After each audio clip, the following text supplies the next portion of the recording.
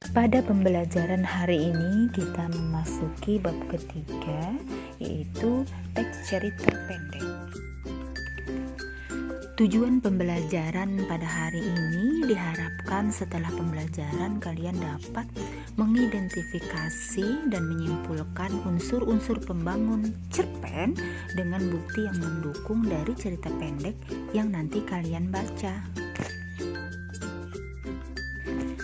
Pengertian atau definisi teks cerpen ada 3. Yang pertama, menurut Burhan Nurgentoro, cerpen adalah sebuah cerita yang selesai dibaca dalam sekali duduk, kira-kira berkisar antara setengah sampai 2 jam. Cerpen menurut H.B. Yasin adalah sebuah cerita singkat yang harus memiliki bagian terpenting, yaitu perkenalan, pertikaian, dan penyelesaian. Menurut J.S. Badudu, cerpen adalah cerita yang hanya menjurus serta terfokus pada suatu peristiwa saja.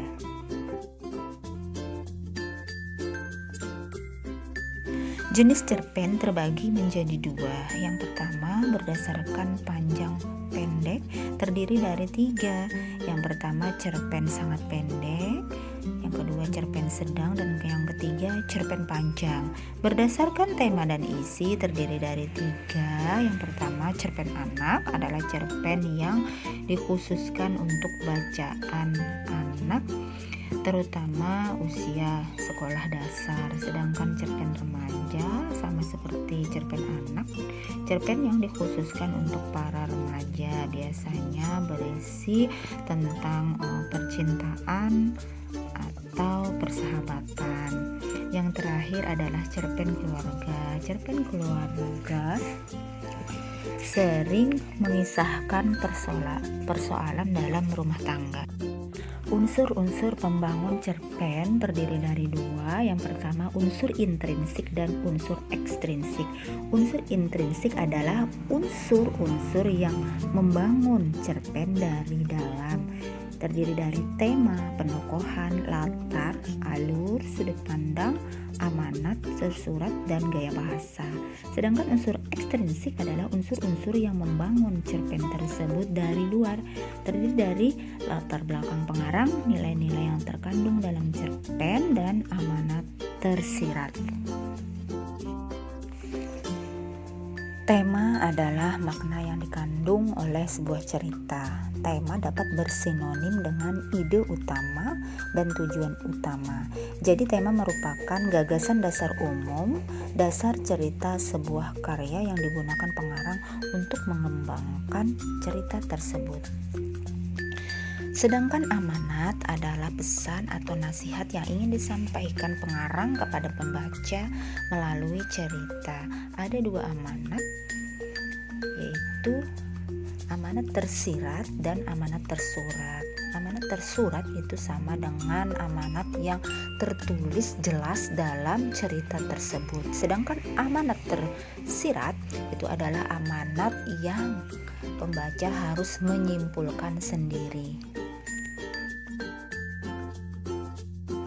Unsur intrinsik selanjutnya adalah latar. Latar merupakan keterangan atau penjelasan mengenai tempat, waktu, dan suasana lingkungan dalam cerita. Latar terdiri dari 3. Yang pertama, latar tempat, latar waktu, dan latar suasana. Latar tempat adalah segala sesuatu yang berhubungan dengan tempat terjadinya peristiwa. Yang kedua, latar waktu itu yang berhubungan dengan kapan terjadinya sebuah peristiwa. Yang ketiga, merupakan suasana atau kondisi pada saat peristiwa terjadi. Unsur intrinsik selanjutnya adalah penokohan. Penokohan adalah orang atau tokoh yang terlibat dalam peristiwa dalam cerpen. Ada 4 jenis tokoh. Yang pertama, tokoh antagonis adalah tokoh yang tidak disukai oleh pembaca atau penonton karena memiliki karakter yang tidak baik. Sebaliknya, tokoh protagonis. Tokoh dinamis adalah tokoh yang karakternya sering berubah-ubah. Dan yang terakhir adalah tokoh tritagonis, adalah tokoh penengah. Sudut pandang adalah gambaran jelas tentang seseorang yang ditampilkan dalam sebuah cerita. Sudut pandang mempunyai 4 jenis. Yang pertama, sudut pandang orang pertama sebagai pelaku utama. Pengarang menggunakan kata ganti seperti aku atau saya pada tokoh utama cerita. Yang kedua adalah sudut pandang orang pertama sebagai pelaku sampingan. Pada sudut pandang ini, pengarang juga menggunakan kata ganti seperti aku atau saya. Dalam sudut pandang ini, pengarang bercerita, tetapi posisinya dalam cerita bukanlah sebagai tokoh utama. Pengarang menggunakan sudut pandang ini mengetahui segala peristiwa yang dialami tokoh dan tingkah laku tokoh. Yang ketiga adalah sudut pandang orang ketiga sebagai pengamat. Pengarang menggambarkan sesuatu yang dilihat, didengar, dialami, dan dirasakan oleh tokoh utama dalam cerita. Dalam sudut pandang ini, pengarang menggunakan kata dia sangat terbatas. Yang terakhir adalah sudut pandang orang ketiga serba tahu. Sudut pandang orang ketiga menggunakan kata ganti orang ketiga seperti dia, ia, atau nama orang yang dijadikan sebagai titik berat cerita. Pengarang dalam sudut pandang ini mengetahui segala tentang tokoh, peristiwa, dan tindakan tokoh. Alur adalah rangkaian, urutan, atau jalan cerita yang dimulai dari perkenalan, pertikaian, dan penyelesaian. Jenis alur ada 3. Yang pertama alur maju, alur mundur, dan alur maju mundur. Dalam alur maju, cerita diawali dengan pengenalan awal yang terdiri atas pengenalan tokoh beserta wataknya, pengenalan latar tempat, waktu, dan suasana yang hendak dibangun dalam suatu cerita.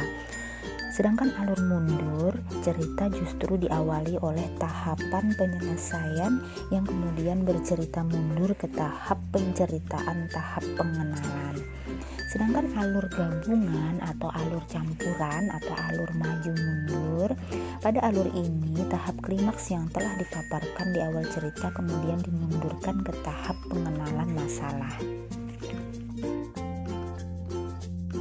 Gaya bahasa merupakan sarana yang digunakan pengarang dan sangat mempengaruhi dengan cerpennya. Misalnya bahasa daerah, bahasa asing, dan bahasa gaul. Dengan bahasa, pengarang dapat menghasilkan cerpen yang indah dan menarik. Latar belakang pengarang meliputi pemahaman kita terhadap sejarah hidup pengarang dan juga sejarah karangan-karangan yang ditulis pengarang sebelumnya. Latar belakang pengarang terdiri dari 3. Yang pertama, biografi pengarang. Yang kedua, kondisi psikologi pengarang. Dan yang ketiga, aliran sastra yang dianut pengarang. Selanjutnya, nilai-nilai yang terkandung dalam cerpen adalah nilai yang menggambarkan norma, tradisi, aturan, dan kepercayaan yang dianut atau dilakukan oleh masyarakat. Terdapat 4 nilai yang terkandung di dalam cerpen. Yang pertama adalah nilai moral, nilai sosial, nilai budaya, nilai religi, dan nilai politik. Nilai moral merupakan nilai kehidupan berkaitan dengan akhlak dan budi pekerti. Sedangkan nilai sosial merupakan nilai kehidupan yang terkait dengan norma atau aturan dalam kehidupan bermasyarakat. Nilai budaya merupakan nilai-nilai berkaitan dengan kebiasaan atau tradisi yang berlaku dalam masyarakat. Nilai religi merupakan nilai yang berkaitan dengan kehidupan beragama, sedangkan nilai politik merupakan nilai-nilai yang berkaitan dengan gejolak atau tata pemerintahan di suatu daerah. Demikian tadi penjelasan satu persatu tentang unsur intrinsik dan unsur ekstrinsik teks cerpen. Selanjutnya silahkan kalian baca contoh teks cerpen berikut yang berjudul Corona Oh Corona, hasil karya dari Hastira Soekardi.